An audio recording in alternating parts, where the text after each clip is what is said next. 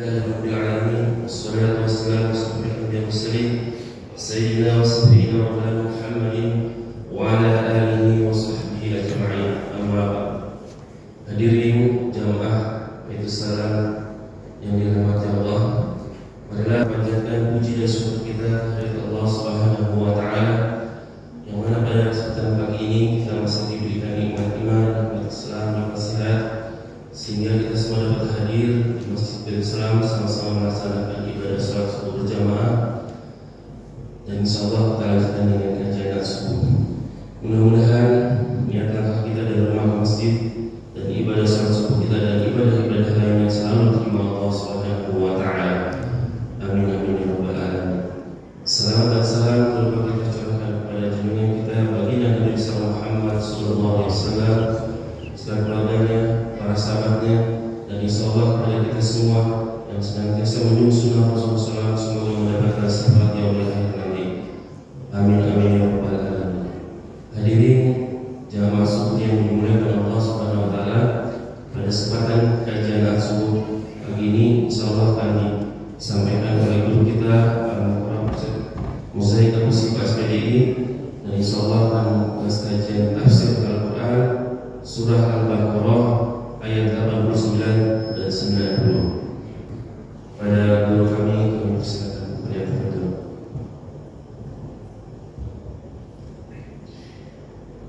Assalamualaikum warahmatullahi wabarakatuh. Alhamdulillahirabbil alamin wal 'aqibatu lil muttaqin wala 'udwana illa 'alal zalimin. Asyhadu an la ilaha illallah wahdahu la syarika lah, ilahul alamin wa khairun nasirin, wa asyhadu anna Muhammadan 'abduhu wa rasuluhu al-mab'uts rahmatan lil alamin. Allahumma shalli wa sallim ala sayyidina Muhammadin wa ala alihi wa ashabihi ajma'in. Subhanaka la ilma lana illa ma 'allamtana innaka antal alimul hakim. Allahumma anfa'na bima 'allamtana wa 'allimna ma yanfa'una wa zidna 'ilman bi rahmatika ya arhamar rahimin. Allahumma inna nas'aluka 'ilman nafi'an wa rizqan thayyiban wa 'amalan mutaqabbalan. Fa ya ibadallah, usi nafsi wa iyyakum bi taqwallah wa ta'atihi la'allakum tuflihun. Ma'asyiral hadirin, jamaah yang dimuliakan oleh Allah Subhanahu wa taala, alhamdulillah kita panjatkan puji syukur kehadirat Allah Subhanahu wa taala atas limpah nikmat yang Allah berikan, curah rahmat taufik hidayah yang tiada henti Allah terus karuniakan buat kita, yang akhirnya membuat kita dimudahkan untuk menjalankan ibadah kita kepada Allah Subhanahu wa taala, baik di siang hari maupun di malam hari, di saat kita sedang lelah atau juga di saat kita sedang baik-baik saja, tapi semangat ibadah itu terus hadir. Semoga Allah istiqomahkan diri kita semuanya dengan ibadah kita kepada Allah Subhanahu wa taala sampai akhir hayat kita. Dan orang yang mengakhiri hidup di dunia ini dengan ibadah kepada Allah Subhanahu wa taala, insyaallah dia akan mendapatkan husnul khotimah. Tapi ibadah itu bukan cuma dengan kita menjalankan sholat, atau kita berpuasa, atau kita melaksanakan umroh, melaksanakan haji. Karena hakikatnya semua yang kita laksanakan atau juga semua yang kita ucapkan bisa bernilai ibadah kita di sisi Allah Subhanahu wa taala. Dengan satu syarat, semuanya itu adalah hal-hal yang Allah suka. Maka ini yang jadi PR kita, bagaimana membuat semua aktivitas hidup kita, apapun yang kita lakukan, apapun juga yang kita ucapkan, semuanya menjadi sesuatu yang disukai oleh Allah Subhanahu wa Ta'ala, sehingga akhirnya sepanjang kehidupan kita, dari kita bangun tidur sampai kita tidur lagi, bangun tidur lagi dan seterusnya, itu menjadi ibadah kita di sisi Allah Subhanahu wa Ta'ala. Salat dan salam kita sampaikan untuk Nabi kita yang tercinta, baginda Rasulullah Muhammad sallallahu alaihi wasallam. Kita bersalawat untuk beliau dengan mengucapkan Allahumma shalli ala sayyidina Muhammad wa ala ali sayyidina Muhammad, dan kita sampaikan salam untuk beliau dengan mengucapkan assalamualaikum ya Rasulullah, assalamualaikum ya Nabi Allah.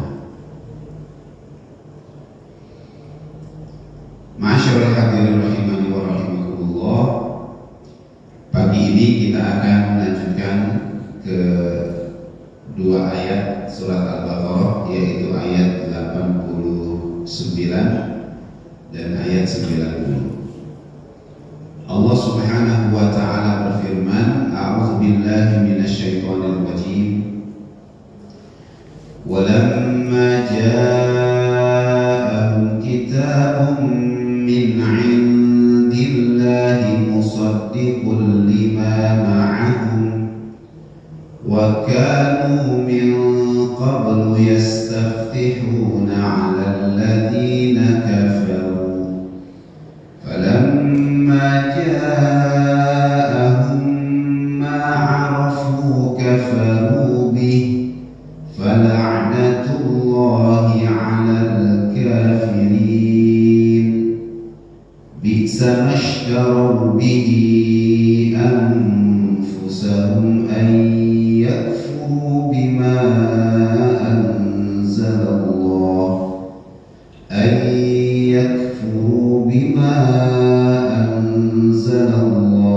baghyan an yunazzilallahu min fadlihi ala man yasha'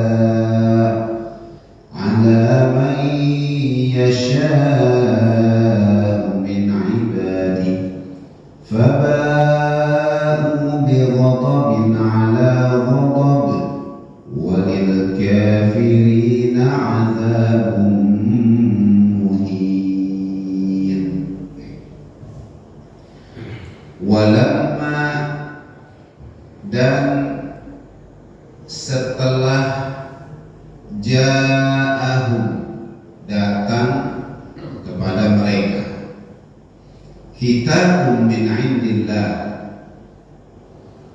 kitab dari sisi Allah Subhanahu wa Ta'ala,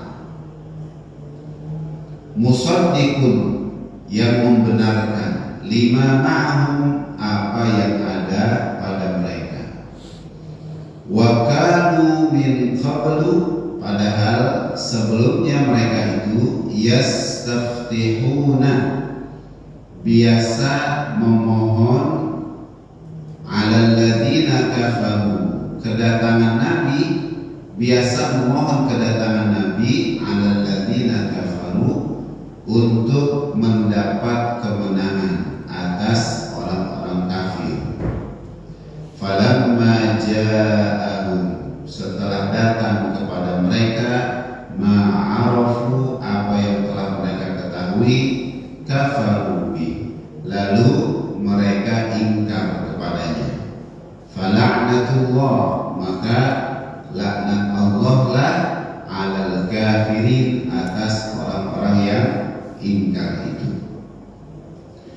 Bi'sa mashtaraw bihi anfusahum, alangkah buruknya hasil perbuatan mereka yang menjual diri mereka sendiri, ayyakfuru, dengan kekafiran, bima anzalallahu, dengan apa yang telah diturunkan Allah Subhanahu wa Ta'ala, baghyan, karena dengki, ayyunazzilallahu min fadli, bahwa Allah menurunkan karunia-Nya, ala man yasha, kepada siapa yang dikehendakinya, min ibadi, di antara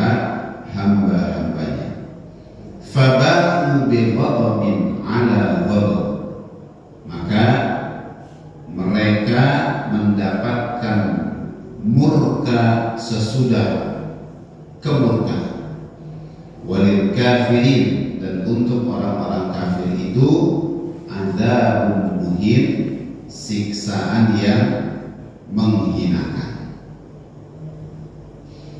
Jamaah sekalian yang dimuliakan oleh Allah Subhanahu wa taala, ini ayat yang kembali bercerita tentang orang-orang Yahudi. Walamma ja'ahum, sesudah datang kepada mereka, yakni al-Yahud, yaitu orang Yahudi, ya. Jadi dari ayat 21 kalau nggak salah sampai ayat 89 ini Allah masih cerita tentang kelakuannya orang-orang Yahudi, Bani Israel, ya, termasuk Yahudi di antaranya. Kitab min indillah, satu kitab dari sisi Allah Subhanahu wa taala, yaitu Al-Qur'an. Yang dimaksudkan di sini adalah Al-Qur'an alladzi unzila ala Muhammadin sallallahu alaihi wasallam. Ya, Al-Qur'an yang diturunkan kepada Nabi Muhammad sallallahu alaihi wasallam.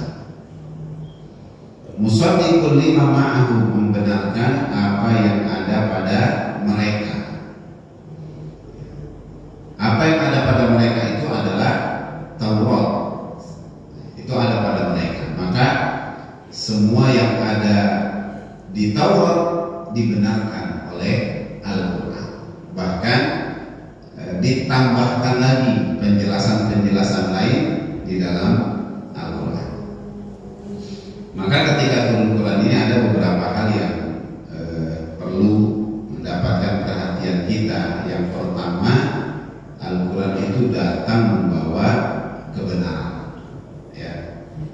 Al-Quran membawa kebenaran, dan sedikit pun tidak ada yang salah, tidak ada yang meragukan, ya.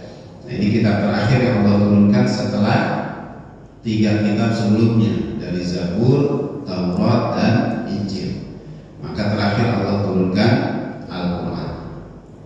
Al-Quran itu kebenaran, dan Al-Quran itu membenarkan kitab-kitab yang sebelumnya. Allah Subhanahu wa taala sampaikan di surah Al-Maidah ayat 48. A'udzubillahi minasyaitonir rajim. Wa anzalna ilaikal kitaba bil haqqi, dan kami turunkan kepadamu Al-Quran bil haqqi, dengan membawa kebenaran. Musaddiqan lima baina yadayhi minal kitabi, membenarkan apa yang sebelumnya, yaitu kitab-kitab yang diturunkan oleh Allah Subhanahu wa taala. Wa muhaiminan alaihi, dan juga sebagai hakim terhadap kitab-kitab yang lain itu. Fahkum bainahum bima anzalallah, maka putuskanlah perkara mereka menurut apa yang Allah turunkan. Wala tattabi' ahwa'ahum, jangan mengikuti hawa nafsu mereka. Amma ja'aka minal haqq, dengan meninggalkan kebenaran yang telah datang kepadamu, ya. Nah, ini Allah sampaikan. Jadi Al-Quran itu datang membawa kebenaran dan membenarkan apa yang Allah sampaikan di kitab-kitab yang sebelumnya. Jamaah sekalian, ini sesuatu yang harus kita yakini, ya. Quran itu membenarkan kitab sebelumnya, bahwa benar 3 kitab sebelumnya itu Allah turunkan kepada Rasulnya, ya. Zabur kepada Daud, Taurat kepada Musa, Injil kepada Isa. Kemudian kitab itu diturunkan membawa kebenaran, itu juga dibenarkan oleh Al-Quran. Nah, bahkan Quran itu dia melengkapi kebenaran yang telah dibawa oleh kitab yang sebelumnya. Tapi kemudian apa yang Allah turunkan sebelumnya, Zabur, Taurat, Injil, ini setelah dihapuskan, ya, ketika Allah Subhanahu wa taala menurunkan Al-Qur'an, ya. dihapus, meskipun tetap kita yakini dia kitab yang diturunkan oleh Allah Subhanahu wa Ta'ala. 3 kitab itu. Yang dihapus itu adalah hukumnya, ya. Yang dihapus hukumnya, bukan kitab. Kitabnya tetap ada, dia diturunkan oleh Allah, tapi hukumnya tidak berlaku lagi. Karena apa? Karena sudah ada Al-Quran. Jadi surah Al-Maidah ayat 13, "Fabima naqdihim mitsaqahum la'annahum wa ja'alna qulubahum qasiyah." Tetapi karena mereka itu melanggar janjinya, kami kutuk mereka dan kami jadikan hati mereka itu keras membatu. Sebabnya apa? Yuharrifuna al-kalima an mawadhi'ihi. Mereka suka merubah perkataan Allah dari tempat-tempatnya, wa nasu hazzan mimma dzukiru bi. Dan mereka sengaja melupakan sebagian dari apa yang mereka telah diperingatkan dengannya. Wala tazalu tattali'u 'ala kha'inatin minhum. Dan kamu hai Muhammad senantiasa akan melihat pengkhianatan dari mereka, illa qalilan minhum, kecuali sedikit di antara mereka yang tidak berkhianat. Nah, jadi ini salah satu sebab kenapa Allah akhirnya menghapus hukum dari kitab-kitab sebelumnya, karena kitab itu tidak lepas dari upaya perubahan, penyelewengan, pengurangan, penambahan yang dilakukan oleh mereka. Gitu. Allah sebutkan A, tapi di sisi mereka itu menjadi A1, A2, A3 dan seterusnya. Ya. Nah, ini yang membuat akhirnya kitab sebelumnya itu dihapus, tidak berlaku lagi ketika Allah Subhanahu wa Ta'ala sudah menurunkan Al-Quran. Maka di ayat yang lain, ya, di Al-Baqarah ayat 79 ini sudah kita bahas. Allah Subhanahu wa Ta'ala itu mengatakan, fawailun, kecelakaan besarlah lilladzina yaktubuna al-kitaba bi'aydihim, bagi orang-orang yang menulis Alkitab itu dengan tangan mereka sendiri. Ya, dia tulis sendiri, dia karang sendiri. Tsumma yaqulun, kemudian mereka mengatakan, hadza min indillah, ini berasal dari sisi Allah Subhanahu wa Ta'ala. Wah, ini besar sekali.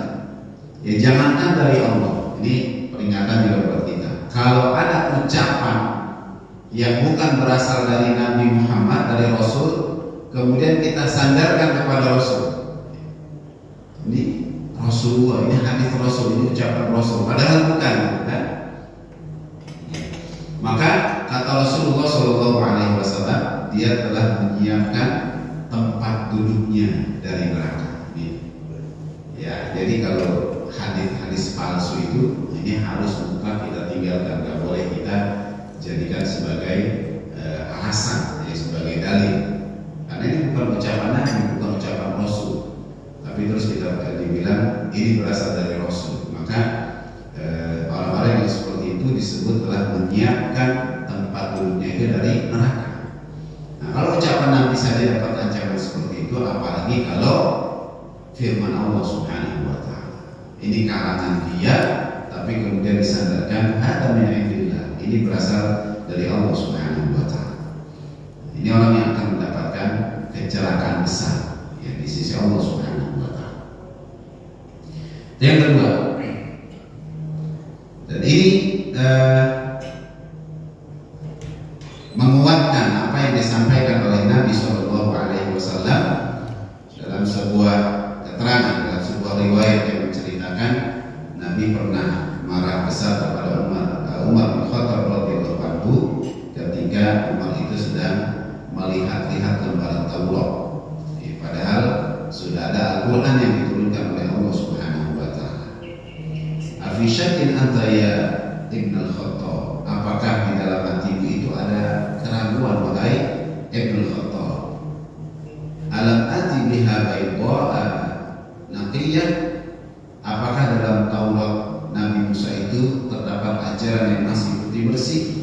Lau kana akhi Musa hayyan ma wasa'atan illa ittiba'a, kalau saudaraku Musa masih hidup, beliau tentu harus mengikuti ajaranku, gitu. Ya. inilah yang Allah Subhanahu wa taala sebutkan. Walamma ja'ahum kitabun min indillah, ya, maksudnya itu adalah Al-Qur'an, musaddiqul lima ma'ahum, membenarkan apa yang ada pada mereka, ya, yaitu Taurat. Ya, Taurat itu yang diturunkan oleh Allah adalah kebenaran, tapi ketika Al-Quran diturunkan yang membawa kebenaran, maka Taurat itu tidak berlaku lagi hukumnya, karena harusnya yang berlaku itu adalah Al-Quran. Dia menjadi penguat dari Taurat yang telah diturunkan oleh Allah Subhanahu wa taala sebelumnya, bahkan menjadi penyempurna dari segala kekurangan yang belum ada di dalam Taurat. Wa kanu min qablu, padahal sebelumnya mereka itu orang-orang Yahudi itu senantiasa memohon kepada Allah Subhanahu wa taala, yastaftihuna, agar mereka bisa mendapatkan kemenangan, alal ladzina kafaru, dengan orang-orang kafir. Ya, sebagaimana sebelumnya. Ya, sebelumnya itu ketika mereka banyak didampingi atau diutus kepada mereka utusan Allah Subhanahu wa taala, itu mereka senantiasa mendapatkan kemenangan. Ya. Di zamannya Nabi Isa alaihissalam, meskipun harus menghadapi penguasa pada masa itu, ya, tetapi dengan keberadaan Nabi Isa alaihissalam itu menguatkan mereka untuk tetap beriman kepada Allah Subhanahu wa taala. Begitu juga di zaman Nabi Musa alaihissalam yang kita sudah bahas kisah di ayat-ayat sebelumnya itu, akhirnya Allah selamatkan mereka dari penguasa yang zalim Firaun, laknatullah alaihi, kan? Dan juga di zaman-zaman sebelumnya ada lagi Nabi Daud alaihissalam. Ya, di zaman Nabi Sulaiman alaihissalam yang menjadi zaman atau masa keemasan mereka. Pada masa itu seluruh Bani Israel itu bersatu, semua suku Bani Israel itu bersatu di bawah kekuasaan atau pemerintahan Nabi Sulaiman alaihissalam. Nah, ini mereka sudah rasakan. Ya, masa-masa itu, periode itu, akhirnya mereka menjadi umat yang berjaya, menjadi umat yang mendapatkan kemenangan dari umat yang lain, orang-orang yang kafir kepada Allah Subhanahu wa taala.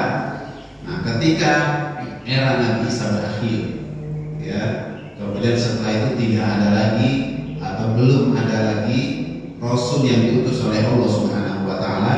Nah, mereka ini senantiasa meminta kepada Allah agar diutus lagi nabi terakhir, ya, yang nanti akan memimpin mereka, kemudian bisa mendatangkan kemenangan untuk mereka atas orang-orang kafir itu. Ya, nah, mereka mengatakan di akhir zaman nanti akan diutus seorang nabi. Mereka sudah tahu itu, mereka yakini, dan itu ada dalam kitab mereka Taurat.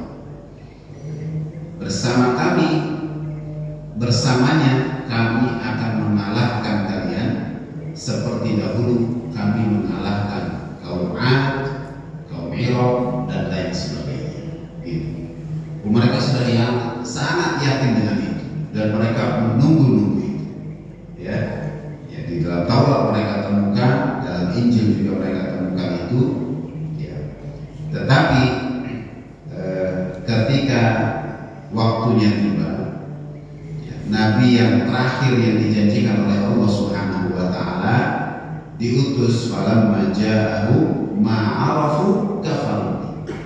Ya, mereka tahu, sudah mengenali ini nabi yang dijanjikan oleh Allah dalam kitab mereka, sudah diutus, kafaru bih, mereka akhirnya ingkar, mengingkarinya. Gitu. Nah, ini kan silakan kita baca bagaimana peristiwa kelahirannya Rasulullah Muhammad SAW, yang ternyata ini juga diketahui oleh orang-orang Yahudi pada masa itu yang hidup di kota Mekah.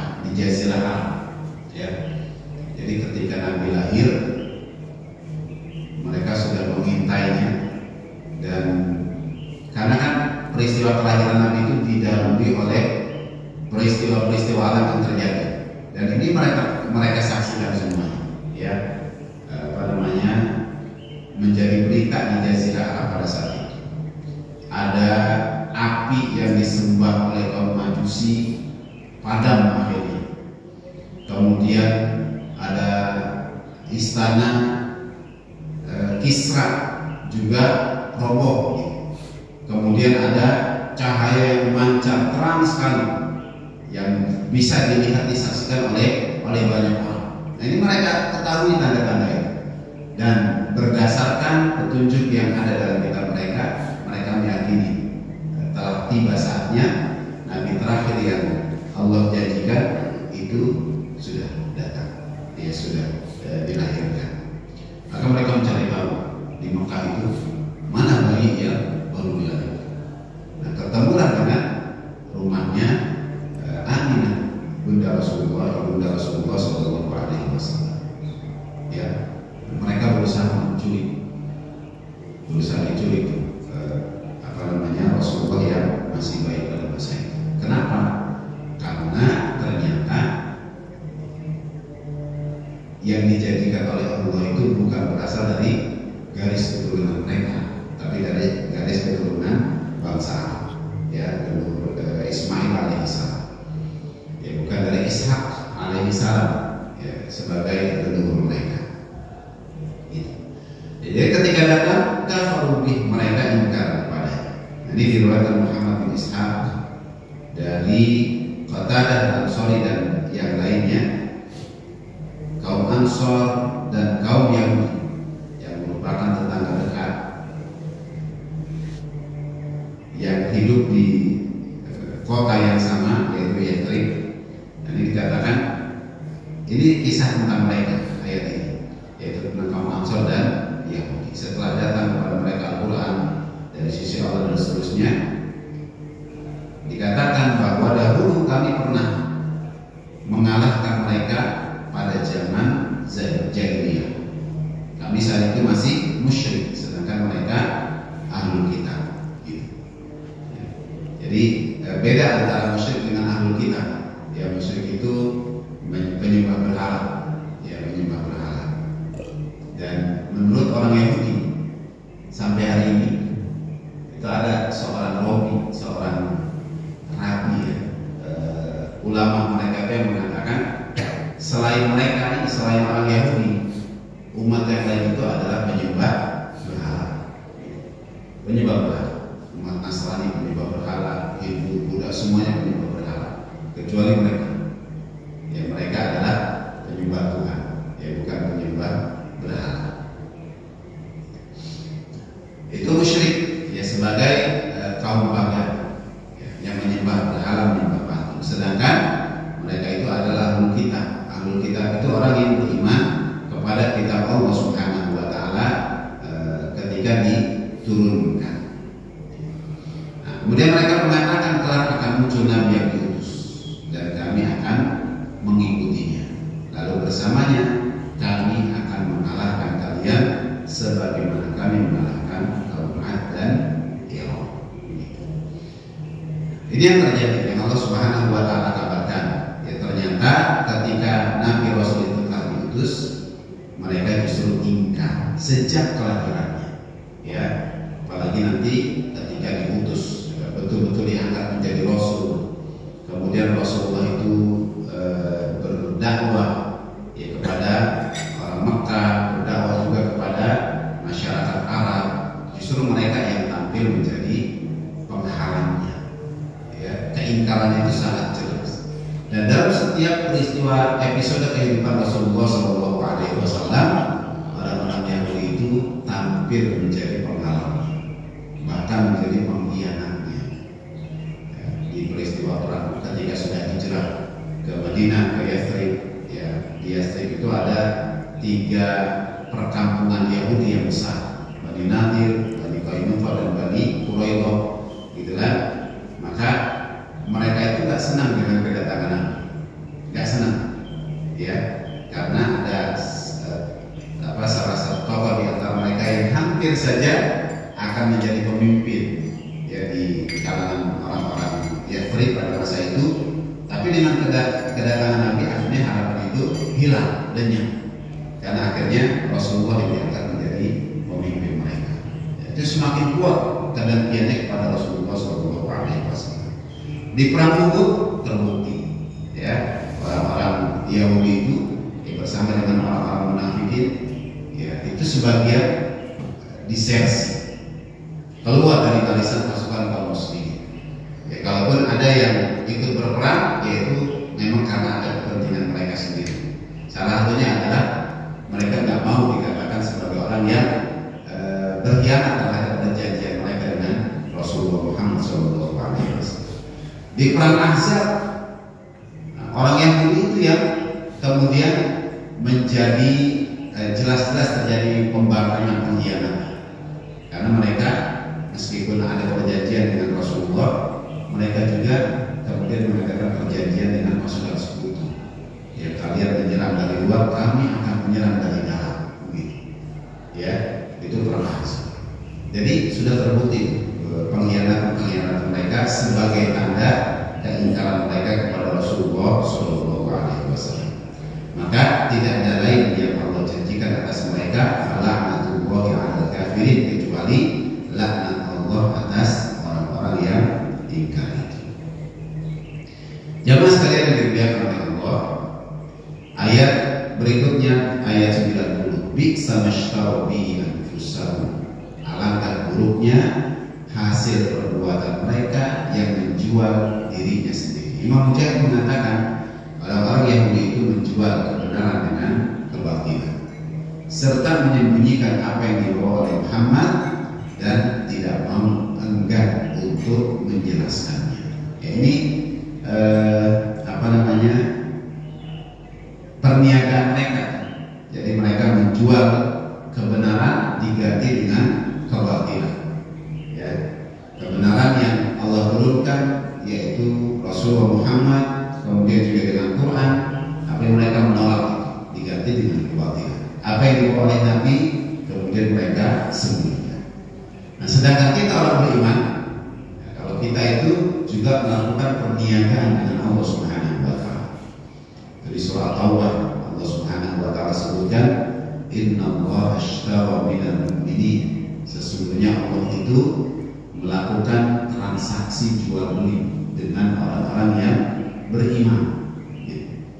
Apa yang kita jual kepada Allah Subhanahu wa Ta'ala, yang kita jual itu adalah diri kita, jiwa kita, harta kita, semuanya kita jual untuk Allah.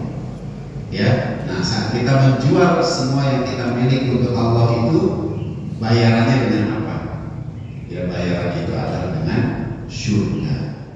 Innallaha ashtara minal mu'minina anfusahum wa amwalahum bi anna lahumul jannah. Ya, bayarannya syurga. Nah, ini yang harus terus kita lakukan. Juga kita persembahkan diri kita, harta kita, semuanya untuk Allah Subhanahu wa Ta'ala. Ya, kenapa? Karena ada surga yang Allah janjikan, dan ini yang menjadi harapan kita, menjadi cita-cita kita. Ya, jangan sampai akhirnya gagal perniagaan kita dengan Allah Subhanahu wa Ta'ala karena kita tidak bisa mendapatkan surga yang Allah sediakan. Nah, orang Yahudi sebaliknya, ya, dia menjual kebenaran ya dengan kebatilan. Kebenaran dilepas, kebatilan itu yang akhirnya mereka ambil, mereka pegang. Kemudian As-Sunni mengatakan mereka menjual diri mereka dengannya. Kebatilan itu yang mereka ambil, kebenaran mereka buang. Alangkah buruk apa yang mereka pertukarkan untuk diri mereka sendiri, dan mereka ridho dengan pertukaran itu. Ya, karena mereka lebih condong, lebih cenderung kepada pengingkaran mereka terhadap apa yang telah Allah turunkan, yaitu dengan diturunkannya atau diutusnya Rasulullah Muhammad SAW. Itu mereka dengkinya luar biasa ya dengan Rasulullah SAW, sehingga apapun yang dibawa disampaikan oleh Nabi pasti mereka tahu. Ya, adapun mereka tunduk kepada Rasulullah Muhammad SAW itu hanya karena memang terpaksa. mereka nggak punya daya untuk menolaknya, yaitu ketika dibuat perjanjian ya antara Rasulullah dengan orang Yahudi setelah hijrah ke Madinah. Jadi ada 3 perjanjian yang dibuat oleh Rasulullah SAW. Pertama, perjanjian antara Rasulullah dengan kaum muslimin. Yang kedua, perjanjian antar kaum muslimin, ya, antara muhajirin dan ansor. Nah, kemudian perjanjian antara Rasulullah dengan orang-orang Yahudi itu dibuat. Nah, mereka nggak punya kuasa untuk menghindari itu. Akhirnya mereka terpaksa melakukan perjanjian dengan Rasulullah Muhammad SAW. Iya, piagam Madinah. Ya, itu kan salah satu itemnya itu perjanjian dengan orang Yahudi. Ya, buktinya apa? Karena ternyata ketika mereka ada perjanjian itu, beberapa kali mereka melanggar perjanjian itu. Puncaknya akhirnya pengusiran yang Rasulullah terapkan kepada mereka dari kota Madinah. Jadi satu persatu berjanji dari Nabi melanggar perjanjian itu diusir. Qainuqa diusir lagi. Ya, sampai di perang terakhir itu Quraisy juga diusir dari Madinah karena pelanggaran terhadap perjanjian yang mereka lakukan. Nah, tapi ada yang menarik. Ternyata sejak dulu sampai sekarang orang Yahudi itu punya punya kesamaan. Di masa Nabi, orang-orang Yahudi itu dikenal dengan benteng-bentengnya yang tinggi dan besar, kokoh. Ya, itu seperti itu. Termasuk terakhir itu Bani Quraidah yang terakhir ada di Madinah kemudian diusir, itu kan ada pemukuman dari kaum muslimin kepada mereka. Hampir sebulan mereka dikepung. Ya, lebih dari sebulan mereka dikepung, diblokade. Jadi nggak boleh ada yang masuk ke dalamnya, nggak boleh juga ada yang keluar, sampai akhirnya mereka kekurangan bahan makanan, ya, terus menyerah. Mereka nggak bisa lagi melawan Rasulullah dan kaum muslimin. Dan kaum muslimin itu mengalami kesulitan masuk ke dalamnya karena bentengnya yang tinggi dan besar. Ya, penjagaannya ketat. Jadi yang mau masuk ke dalam itu betul-betul disortir, diseleksi. Siapa dia, buat keperluan apa dan sebagainya. Itu sejak dulu begitu. Dan sampai sekarang juga begitu. Ya kan, kita lihat yang di Palestina yang kemudian dirampas oleh mereka untuk melindungi tanah rampasan mereka. Itu apa yang mereka buat? Tembok rasial yang tinggi dan besar. Tingginya berapa meter? 8 meter kalau nggak salah ya. Tinggi ke atas itu 8 meter. Berarti ini masih kurang tinggi, masih kalah. Ada nggak yang 8 meter? Belum sampai ya. Jadi lebih tinggi lagi dari ini. Ya. Kemudian pondasi ke dalamnya juga dalam. Sehingga kalau mereka khawatirkan begini. Kalau misalnya orang Palestina itu lewat atas nggak bisa, khawatir mereka bikin terowongan gitu kan dari bawah. Jadi mereka bikin pondasi juga dalam. Kayak gitu. Ya, mereka bikin tembok itu yang tinggi, besar. Kemudian di setiap di beberapa titik dan banyak sekali titiknya itu ada checkpoint, ya, titik-titik pemeriksaan. Dan itu bukan seperti pintu biasa, tapi berlapis. Ya, pintunya itu berlapis. Ada checkpoint 1, checkpoint 2 dan seterusnya. Ya, jadi ternyata memang kita lihat ada kesamaan orang-orang Yahudi dari dulu sampai sekarang. Ya, mereka itu terbiasa memang dengan begitu, membuat benteng yang besar, tembok-tembok yang tinggi, gitu kan. Termasuk juga dengan pemeriksaan untuk masuk ke dalamnya begitu ketat, berlapis. Ya, kalau sekarang karena memang ketakutan mereka. Kenapa mereka takut? Mereka tahu sebenarnya ya tempat mereka sedang itu adalah hasil rampasan. Ya, bukan mereka dapatkan dengan cara yang benar, tapi dengan cara yang salah. Nah, karena mereka menyadari itu, yang muncul tuh ketidaktenangan, muncul ketakutan, maka dibikinlah tembok yang tinggi itu yang mereka harapkan bisa mendatangkan ketenangan dalam hidup mereka. Begitu. Ya. Nah ini yang terjadi, mereka menjual kebenaran ya dengan kebatilan. Faba'u ayyunazzilallahu min fadlihi ala man yasha'u min ibadihi. Adalah Allah menurunkan karunia-Nya kepada siapa saja yang dikehendakinya di antara hamba-hambanya. Ya, tidak ada kedengkian yang lebih parah yang disebutkan dalam tafsir Ibnu Katsir daripada kedengkian mereka ini. Kedengkian orang Yahudi kepada Rasulullah Muhammad Sallallahu Alaihi Wasallam. Jadi tidak ada ceritanya orang Yahudi itu akan tunduk kepada umat Islam. Tidak ada ceritanya. Ya. Jadi kalau ada perjanjian dengan mereka, nggak akan ada ceritanya mereka patuh terhadap perjanjian itu. Ya contoh yang sekarang ya, ketika ada gencatan senjata 4 hari kemudian diperpanjang 2 hari kemarin itu, nah itu ceritanya itu nggak aman tenang begitu saja. Ya karena ternyata orang-orang Yahudi itu tetap saja menyerang kemudian menembaki meskipun tidak lewat bom ya, tapi mereka menembak warga Palestina yang ada di tepi barat khususnya. Ya, gitu. Bahkan ketika mereka membebaskan sekitar lebih kurang 150 tawanan Palestina, warga Palestina yang mereka tawan, mereka dibebaskan kan, pertukaran dengan warga Israel yang ditawan oleh pasukan Hamas itu. Mereka membebaskan 150 warga Palestina, tapi ternyata setelah itu mereka menangkap lagi 168 warga Palestina. Jadi di 850 ditangkap lagi 168 yang baru. Ya.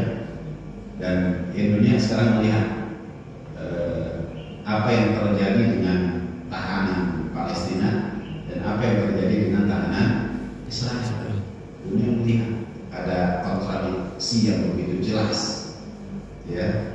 Teramaikan silakan diviralkan. Ya ketika tawanan Israel dilepas oleh pasukan Hamas, itu kalau kata orang kayak habis piknik gitu kan, kayak habis tur, ya dada sama yang nawaran gitu kan, ya, terus dibekelin gitu mau pergi mau kembali ke tempat mereka dibekelin air minum dikasih makanan. Gitu. Beda dengan tawanan Palestina yang masuk ke penjara Israel, Masya Allah. Ada seorang ibu, saya lupa namanya siapa. Ya, akhirnya sekarang dibebaskan. Dia ditahan 12 tahun kalau nggak salah. Ya ketika dilepas itu dalam kondisi yang cacat sudah. Ya wajahnya rusak, jari-jari tangannya juga sudah putus 10-10-nya, begitu kan? Ya bahkan kemarin ada lagi berita seorang tawanan Palestina yang kemudian dilepas. Anak usia remaja kehilangan separuh tempurung kepalanya. Tempurung sebelah kiri ini nggak ada, ya karena penyiksaan yang dia alami di penjara Israel. Ya, jadi kelihatan sekarang begitulah perlakuan mereka terhadap tawanan dan juga perlakuan pasukan Hamas terhadap tawanan mereka di dunia terbuka, bisa melihat dengan jelas. Yang ini akhirnya semakin menguatkan perlawanan warga dunia terhadap penjajahan Israel. Dan luar biasa. Ya, justru orang-orang Amerika, orang Eropa itu perjuangannya itu serius, nggak kayak kita orang Indonesia masih anak-anak apa ya? Boykot, mereka serius boykot. Kalau kita anak-anak boykot, ya kan? Mereka serius. Di toko-toko yang menjadi sasaran boykot itu mereka pajang foto-foto warga Palestina yang menjadi korban, anak-anak, khususnya anak. Ya, mereka bikin pocong-pocongan banyak sekali ditaruh di depan toko-toko itu. Dan Starbucks dan McDonald's dan mereka tuang cat merah sebagai ganti darah-darah yang sudah tertumpah. Serius. Sampai ada di depan McD di sana itu dituang kotoran binatang 1 truk penuh, dituang di situ. Ya biar nggak ada yang datang. sampai begitu boykotnya. Kalau kita kan sudah jelas dari fatwa ulama haram kan gitu kan. Tapi tetap aja ngantri di McD banyak, ya, yang bangga dengan minum Starbucks banyak nih. Ya bahkan yang ingin juga banyak. Kalau mau boykot sekalian jangan tanggung-tanggung itu tidak sekali. Padahal Indonesia ini adalah mayoritas kaum muslimin. Gitu. Karena mereka orang-orang kafir non muslim yang terbuka memang hatinya itu melihat kejayaan Islam itu adalah sebuah kezaliman. Jemaah sekalian, selanjutnya Allah katakan fabaru bighadabin 'ala ghadab. Maka mereka akhirnya mendapatkan murka di atas kemurkaan. Ya, murka di atas kemurkaan. Ibnu Abbas mengatakan Allah murka kepada mereka lantaran mereka menyia-nyiakan Taurat yang ada di tangan mereka. Ya, padahal diturunkannya Taurat itu adalah kebaikan besar. Ya, tapi mereka sia-sia. Bahkan mereka ganti Taurat itu dengan versi mereka sendiri. Setelah mereka buat versi mereka, mereka bilang hadza min indillah. Ini dari Allah Subhanahu wa taala. Ini kemurkaan yang mereka dapatkan. Setelah itu Allah juga murka kepada mereka karena kekufuran mereka kepada Rasulullah Muhammad Shallallahu Alaihi Wasallam yang diutus juga kepada mereka. Gitu. Ya. Nah, kalau Nabi Yakub dan seterusnya, Nabi Yakub setelah itu punya anak Yusuf, ya, dan seterusnya itu kan memang Rasul untuk Bani Israel, gitu kan, khusus, bukan untuk yang lain. Begitu diutusnya Muhammad Rasulullah SAW, Rasul untuk kafatan linnas, seluruh umat manusia, termasuk juga Bani Israel harusnya kan gitu. Termasuk dia untuk mereka, tapi mereka ingkar kepada risalah Rasulullah Muhammad SAW. Nah, inilah yang oleh Ibnu Abbas dikatakan murka di atas kemurkaan. Yang berikutnya Abu Aliyah mengatakan Allah murka kepada mereka disebabkan karena kekufuran mereka terhadap Injil dan Isa alaihissalam. Gitu. Ya. Kemudian Allah juga murka kepada mereka karena kekufuran mereka kepada Rasulullah Muhammad SAW dan Al-Quran. Murka di atas kemurkaan. As-Sudi mengatakan murka pertama adalah kemurkaan Allah karena mereka orang-orang kafir, orang-orang Yahudi itu menyembah anak lembu. Sedangkan kemurkaan kedua karena mereka ingkar kepada Rasulullah Muhammad Sallallahu Alaihi Wasallam. Fabaru bighadabin 'ala ghadab. Mereka mendapatkan murka di atas kemurkaan. Jadi berlapis-lapis. Maka jelas ya orang yang mendapatkan kemurkaan Allah itu adalah orang Yahudi. Ya, jadi kalau saat kita baca surah Al-Fatihah, surah Al-Ladina an'amta 'alaihim ghairil maghdubi 'alaihim waladdallin, yaitu orang-orang yang mendapatkan telah engkau berikan nikmat atas mereka, bukan orang yang engkau murkai. Nah, yang dimurkai Allah itu maksudnya adalah orang Yahudi. Sedangkan orang sesat itu adalah orang Nasrani. Walil kafirina adzabun muhin, dan bagi orang-orang kafir itu azab yang hina disebabkan kekufuran mereka, kemudian kedurhakaan mereka, kedengkian mereka kepada Rasulullah Muhammad Sallallahu Alaihi Wasallam. Nah, ini sebabnya kufurnya, durhakanya, kemudian dengkinya mereka itu karena sombongnya mereka.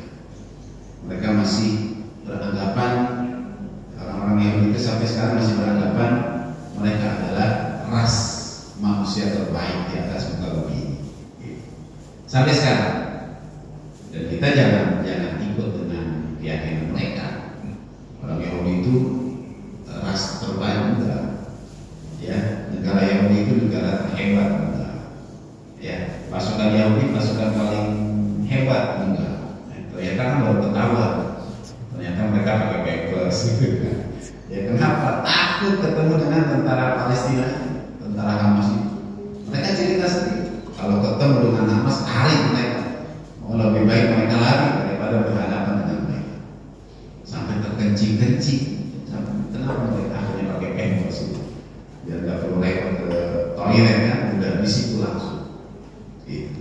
kan tanda penakut. Ya, orang kalau kita lihat udah saking ketakutannya itu kencing tanpa sadar kan gitu kan, saking takut baru kita tahu ternyata yang disebut sebagai tentara paling hebat ya kayak begitu, nggak ada apa-apa.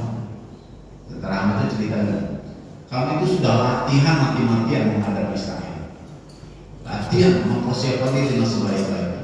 Ternyata begitu berhadapan kayak begini, ada mereka. Ternyata setelah kamu berhadapan langsung, cengeng ternyata gitu. Ternyata nggak ada apa-apanya. Jadi latihan kami selama ini sia-sia gitu. Tapi begitu, ya bayangin orang menghancurkan tank itu dari jarak 6 meter kan, dipegang, taruh di tanknya itu sampai hancur. Ya, jadi itu yang terjadi. Ya mereka nggak ada apa-apanya, ternyata mereka lemah. Gitu. Nah, memang dahulu Allah sudah katakan mereka itu diutamakan atas umat yang lain. Qaddarna ma'al alamin kan begitu bahasa. Tapi dahulu itu di masa dulu bukan sekarang. Ya, kenapa diutamakan atas bangsa yang lain? Karena kepada mereka itu diutus banyak rasul. Itu pengutamaannya. Tapi yang terjadi apa? Ketika banyak rasul diutus kepada mereka, justru mereka malah membangkang kepada rasul utusan Allah. Bahkan beberapa di antara rasul itu juga mereka bunuh. Nah, dengan sebab itu maka tidak lagi mereka disebut sebagai bangsa yang diutamakan atas bangsa yang lain. Jangan sampai terus kita juga ikut-ikutan. Mereka itu kan, kalau sekarang mereka menjadi penguasa dunia, iya kita akui itu. Tapi bukan akhirnya mereka sampai hari ini tetap menjadi umat yang terbaik. Jamaah sekalian, yang terakhir ada hadis Nabi Shallallahu Alaihi Wasallam dari Amr bin Shu'aib, dari ayahnya, dari kakeknya. Nabi Shallallahu Alaihi Wasallam bersabda, "Yuhsyarul mutakabbiruna yaumil qiyamah." Pada hari kiamat kelak, orang-orang sombong itu akan digiring. Amsal ad-darri fi suwarin nas, seperti semut kecil dalam bentuk manusia.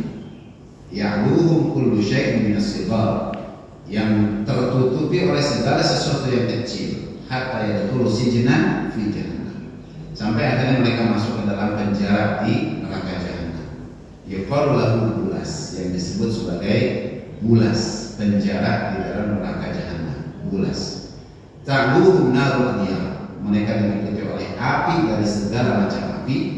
Yusqawna min tinatil khobar usarati ahlina, mereka diberi minuman dengan tinatul khobar, yaitu minuman yang berasal dari cairan nanah penghuni neraka. Gitu. Buat siapa? Al-mutakabbirun, orang-orang yang sombong. Gitu. Yang dari sombong itu akhirnya menimbulkan kedengkian, menimbulkan kedurhakaan, menimbulkan kekufuran. Gitu. Nah, tempatnya di sini. Nah, inilah yang Allah katakan wal kafirina adzabun muhin. Bagi orang-orang yang kafir itu ada azab yang hina. Jamaah sekalian yang dimuliakan oleh Allah, ini yang Allah janjikan untuk orang-orang Yahudi yang mereka ingkar pada Rasulullah Muhammad Sallallahu Alaihi Wasallam. Padahal sudah jelas bahwa diturunkannya Al-Quran itu adalah sebuah kebenaran, dia membawa kebenaran. Begitu juga diutusnya Rasulullah Muhammad Sallallahu Alaihi Wasallam sebagai Rasul terakhir. Mereka sudah ketahui itu dalam kitab mereka Taurat, tapi kemudian mereka ingkari itu sebagai sebuah kebenaran. Mereka tidak mau menjadi pengikutnya Nabi Muhammad SAW. Maka mereka disebut sebagai orang-orang yang mendapatkan laknat Allah, mendapatkan murka di atas kemurkaan, dan ada adab pedih yang nanti akan mereka dapatkan. Allah Bismillah. Ini yang bisa disampaikan. Mohon maaf atas segala kesalahan dan kekurangannya. Assalamualaikum warahmatullahi wabarakatuh.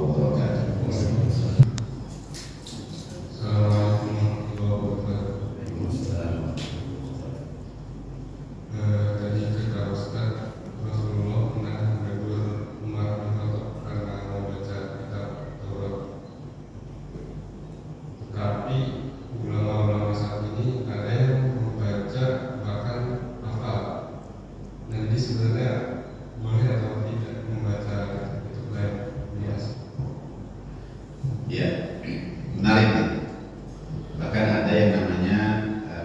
kristolog, ya kan? Kristolog itu ya memang dia menguasai Alkitab, ya Injil, dipelajari secara khusus, ya dan sebagainya. Nah, boleh atau tidak? Sebenarnya kalau kita membaca sekedar sebagai informasi buat kita itu boleh-boleh saja, ya boleh-boleh saja. Yang tidak boleh itu, dan ini yang kemudian Umar ditegur oleh Rasulullah SAW itu ketika dia membaca Taurat, ya, atau kalau sekarang misalnya kita baca Injil, Alkitab, atau baca yang lainnya itu untuk mencari kebenaran di sana, ya, mencari kebenaran di sana dan menganggap yang ada di sana itu adalah benar. Itu yang nggak boleh, ya. Kenapa? Karena ya, kita meyakini yang ada sekarang itu sudah tidak murni, itu sudah banyak penambahan, pengurangan, penggantian dan lain sebagainya, sehingga nggak mungkin kita akan bisa mendapatkan kebenaran di sana, gitu. Ya, apalagi di hadapan kita itu ada Al-Quran yang jelas-jelas dia Allah sebutkan bahwa tidak ada yang menyeleweng di sana, isinya semuanya adalah kebenaran. Jadi kalau kita membaca sekedar sebagai pengen tahu ini apa sih di dalamnya gitu kan, sekedar informasi saja itu boleh-boleh saja. Apalagi memang kita mempelajari itu untuk menemukan, menguatkan kebenaran yang ada dalam Quran, ya kemudian menemukan kesalahan-kesalahan yang ada di sana untuk menguatkan bahwa kitab yang lain itu sudah tidak murni. Nah itu juga boleh, dan itu ada ilmunya, ya.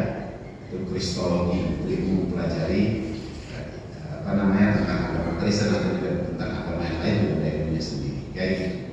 Bukan untuk mencari kebenaran kita.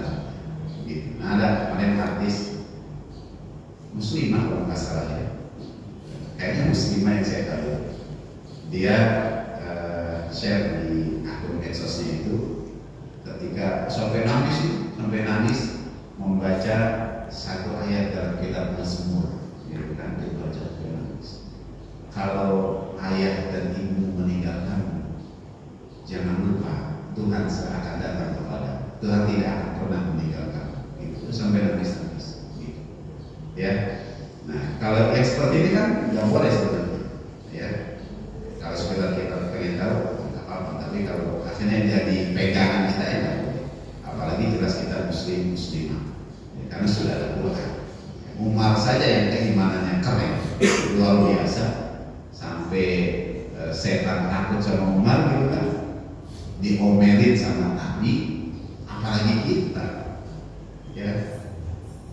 Kita kan belum sampai setan itu takut sama kita, kan kita yang takut sama setan, padahal dia lebih lemah dari kita gitu, ya. Dan ilmu kita tentang Quran itu juga belum seberapa gitu, kok berani-beraninya cari referensi yang lain untuk mendapatkan kebenaran di sana. Pasti akan goyah iman kita nanti dan akan menganggap bahwa yang lain itu lebih bagus, ya, lebih benar daripada Quran itu sendiri. Karena kita belum punya fondasi yang kokoh. Ya seberapa jauh sih kita belajar tentang Quran? Belajar baca belum tuntas, gitu kan ya. Belum belajar ilmu di dalamnya, itu juga masih sangat sedikit, ya. Jadi sekedar membaca saja boleh. Yang tidak boleh itu kemudian menjadikan dia sebagai referensi kebenaran, karena sudah tidak asli lagi. Ya, kitab-kitab yang ada sekarang kecuali yang masih terpelihara itu adalah Al-Quran. Begitu.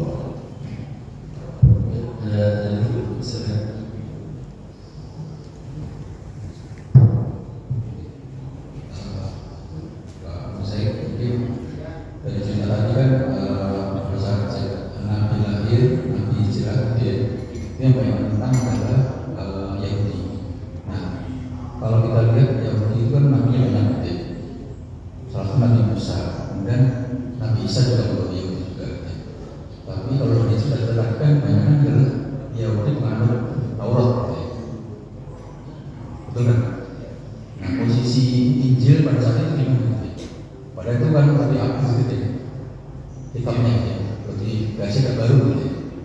Nah orang Yahudi itu lebih banyak ke Taurat atau ke Injil?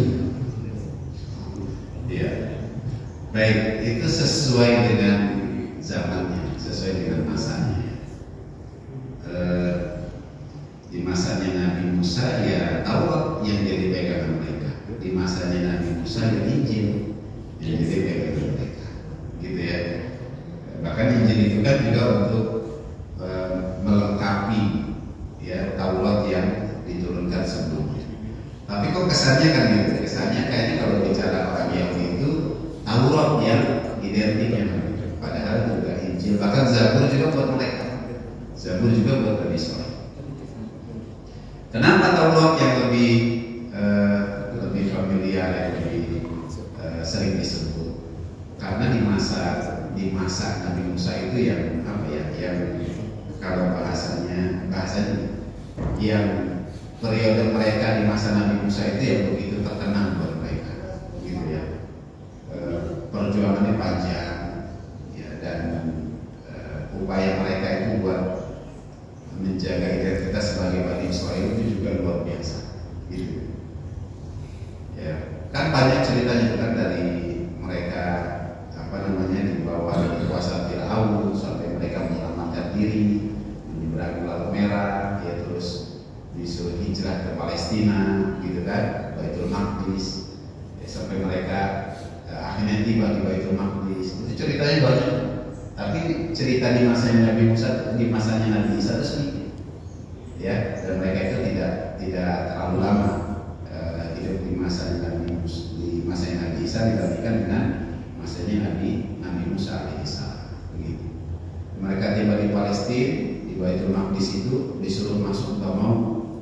Kenapa? Karena kata mereka di dalam itu ada orang-orang yang gagah perkasa, gitu kan?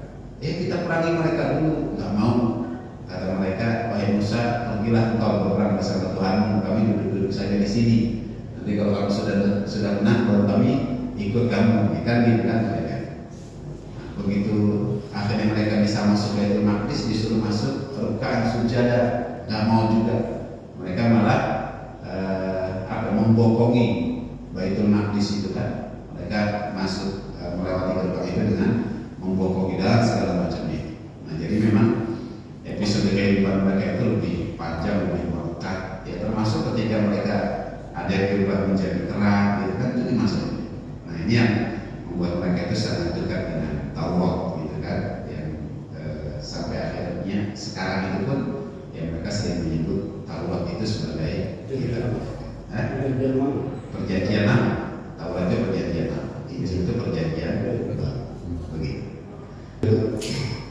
Tadi kan sebutkan bahwa kitab-kitab yang diturunkan oleh Allah pada Nabi Daud, Zabur, Nabi Musa, Taurat, Nabi Isa itu kan sekarang mengalami perubahan. Tidak asal lagi, tidak original lagi.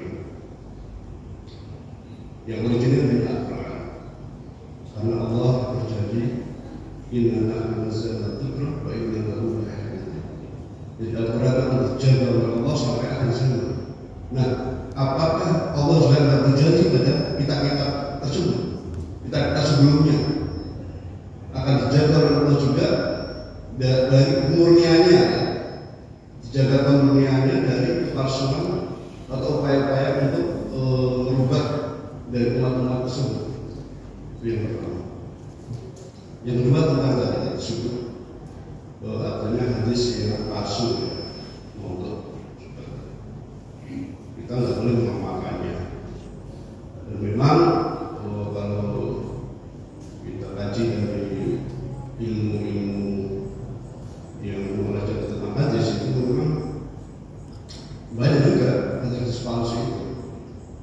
Dan mungkin kita tanpa terasa juga mengamalkannya, tanpa terasa, karena ya mungkin keterbatasan ilmu kita, kemudian mungkin juga itu sering dibacakan oleh para panutan kita, ustaz-ustaz, para kiai mungkin sering menyetel hadis itu, sehingga kita tanpa sadar kita mengamalkan itu hadis palsu. Nah, derajat hadis palsu dan hadis dhaif ini seperti apa?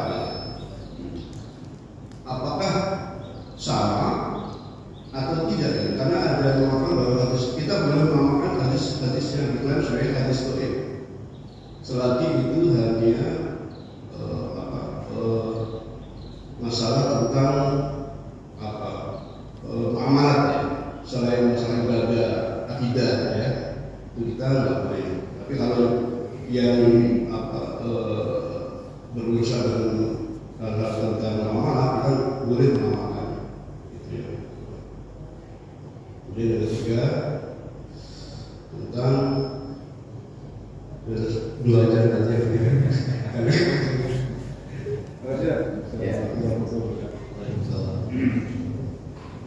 Dikitnya 5 menit. Baik, yang pertama, 3 kitab suci sebelum Al-Quran, apakah itu tidak mendapatkan jaminan dari Allah? Ya. Ini pernah ditanyakan kepada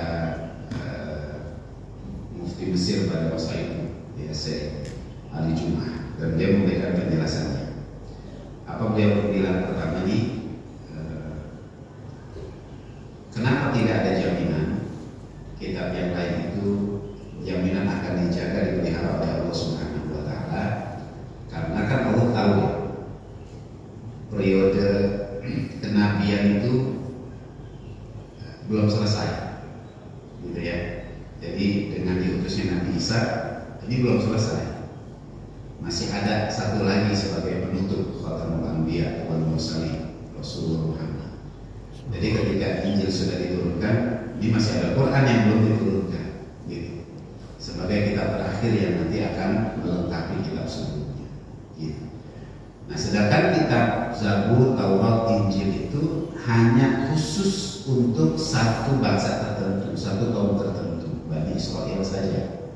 Sedangkan untuk yang lain kitab ini tidak berlaku, gitu kan?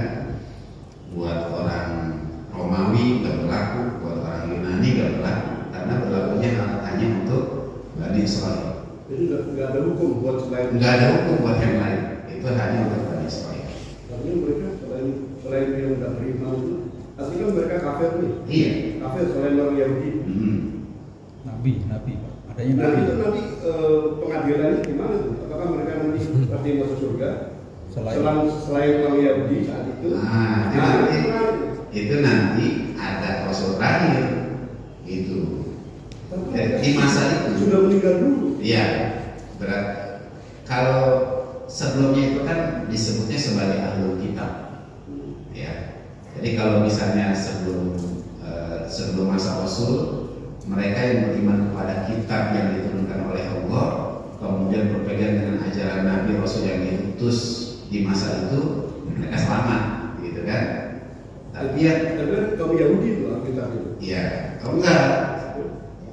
Oh, ahlul kitab, berarti memang iya. Nah, berarti kalau misalnya bangsa lain ingin beriman, mengikuti mereka, berarti kan?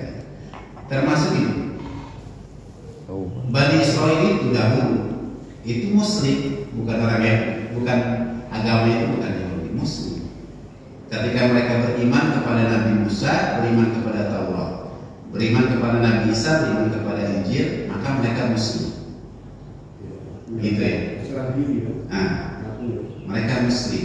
Tapi tata cara ibadahnya kan beda dengan kita. Beda, tata cara ibadahnya beda dengan kita, karena kan kayak gini. Isyarat syariat sholat juga sekarang kita laksanakan itu kan bukan sejak awal Islam, tapi setelah peristiwa Islam Mi'rajnya Rasul. Kan nih, dari awal ada sholat coba dengan syariat yang berbeda. Jadi seperti itu. Mereka sebelum Nabi itu akan selamat ketika mereka beriman kepada Rasul yang diutus pada masa itu, kitab yang diturunkan pada masa itu. Ya. Sedangkan Quran diturunkan oleh Allah Subhanahu wa Ta'ala kepada Nabi Muhammad untuk seluruh manusia. Nah, itu kan bedanya gitu kan?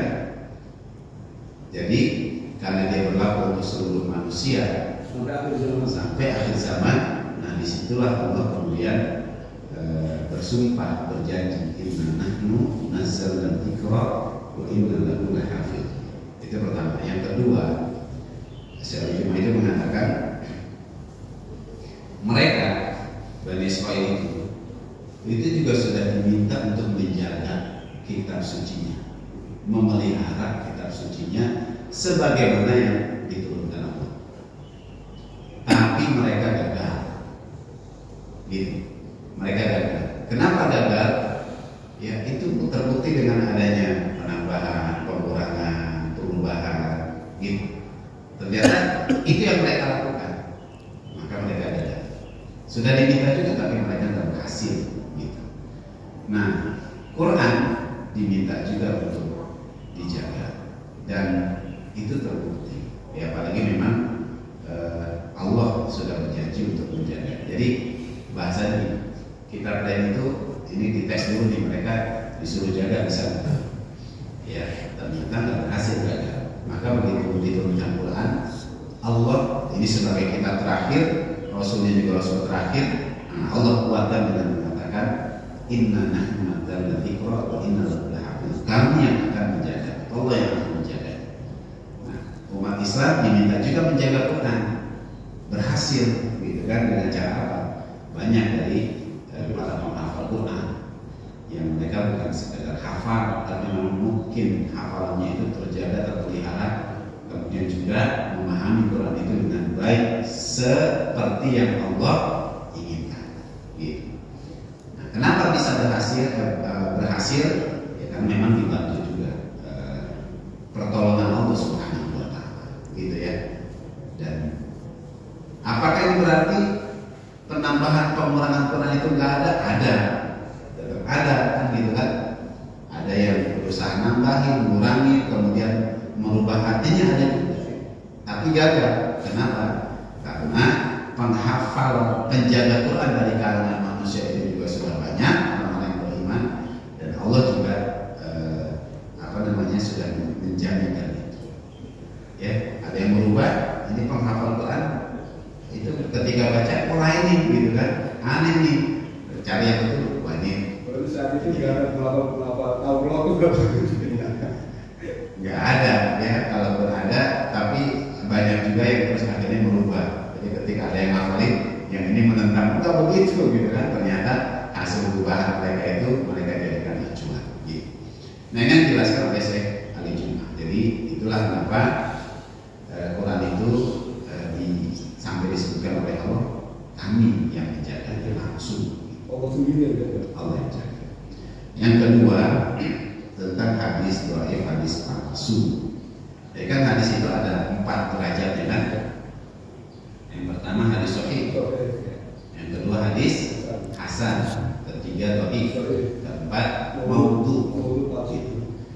Sahih jelas, ya hadis ini jelas, rawinya jelas, yang meriwayatkan juga jelas, dan banyak juga yang meriwayatkan. Jadi kuat hadisnya.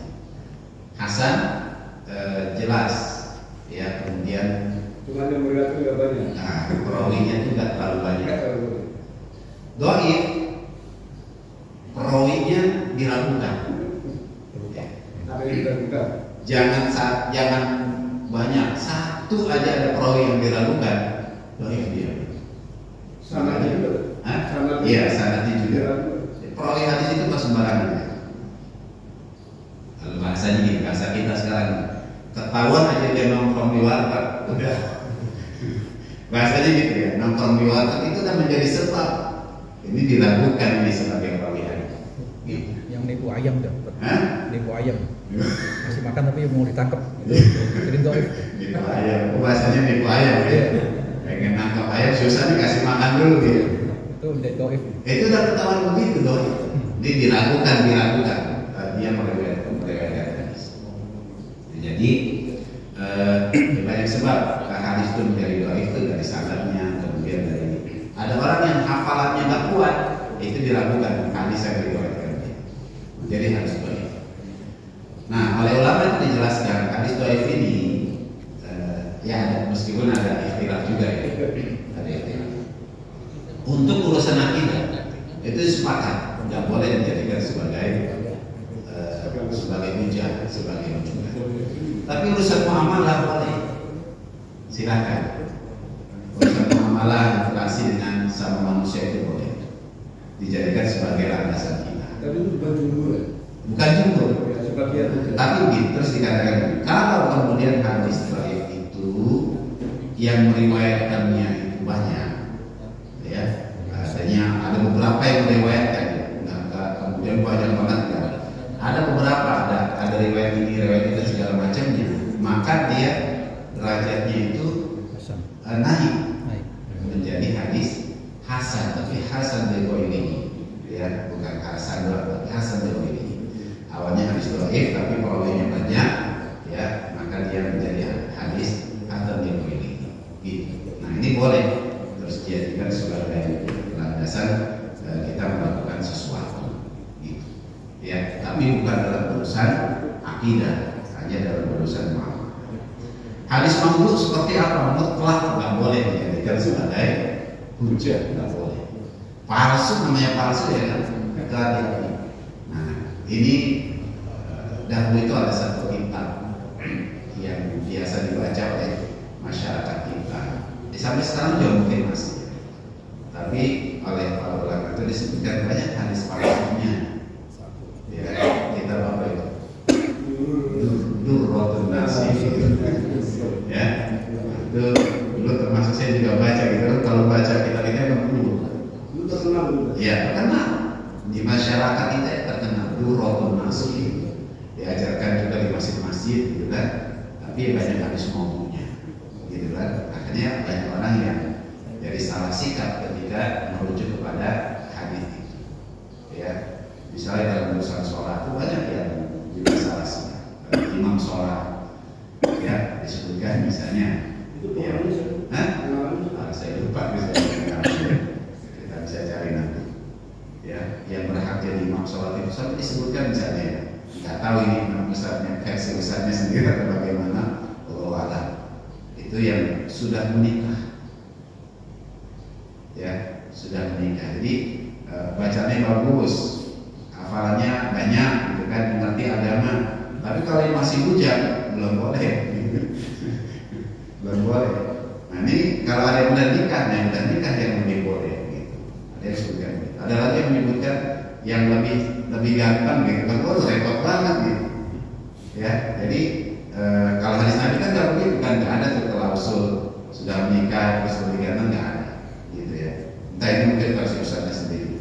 Tapi memang para ulama menyebutkan kitab Durratun Nasih itu salah satu kitab yang banyak mengutip hadis-hadis palsu. Maka ini nggak boleh. Hadis palsu itu nggak boleh menjadi rujukan kita. Ya. Soal kita ini. Bismillahirrahmanirrahim. Alhamdulillahirabbil alamin, hamdan yuwafi ni'amahu wa yukafi'u mazidah. Ya Rabbana lakal hamdu kama yanbaghi li jalali wajhikal karim wa li'azimi sultanik. Subhanaka la nuhsi thana'an 'alaika anta kama athnayta 'ala nafsik, falakal hamdu hatta tarda wa lakal hamdu idza radayta wa lakal hamdu ba'da ridha. Allahumma shalli 'ala sayyidina Muhammad wa 'ala ali sayyidina Muhammad. اللهم اغفر لنا ذنوبنا وكفر عنا سيئاتنا وتوفنا مع الأبرار. اللهم اغفر لنا ذنوبنا ولوالدينا وارحمهما كما ربيانا صغارا. لجميع المسلمين والمسلمات والمؤمنين والمؤمنات الأحياء منهم والأموات. اللهم إنا نسألك رضاك والجنة ونعوذ بك من سخطك والنار. اللهم إنا نسألك حسن الخاتمة ونعوذ بك من شر العاقبة وسوء الخاتمة. اللهم أحسن عاقبتنا في الأمور كلها وأجرنا من خزي الدنيا وعذاب الآخرة. اللهم إنا نسألك علما نافعا ورزقا طيبا وعملا متقبلا. اللهم اجعل جمعنا هذا جمعا مرحوما وتفرقنا من بعده تفرقا معصوما. اللهم لا تدع لنا في مجلسنا هذا ذنبا إلا غفرته ولا هما إلا فرجته ولا مريضا إلا شفيته ولا عيبا إلا سترته ولا سفرا إلا وصلته ولا دينا إلا قضيته ولا عسيرا إلا يسرته ولا حاجة من حوائج الدنيا والآخرة إلا قضيتها ويسرتها